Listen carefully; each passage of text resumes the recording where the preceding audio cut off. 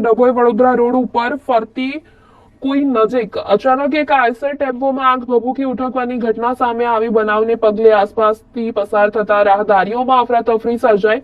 જોતજોતામાં Eicher tempo ભડભડ સળગી ઉઠ્યો। જો કે આગ પર કાબુ મેળવવા સ્થાનિક ફાયર ટીમની મદદ લેવામાં આવી। મળતી માહિતી મુજબ આણંદથી સેકન્ડમાં આઈસર ટેમ્પો ખરીદી અજુભાઈ નામના વ્યક્તિ ટેમ્પો ને ચાલક અને ક્લીનર સાથે રાજપાડી ભાલોદ લઈ જઈ રહ્યો હતો। તે અરસામાં ડભોઈ વડોદરા રોડ ઉપર ફરતી કોઈ નજીક અચાનક જ ટેમ્પોમાં આગ લાગવાની ઘટના સામે આવી।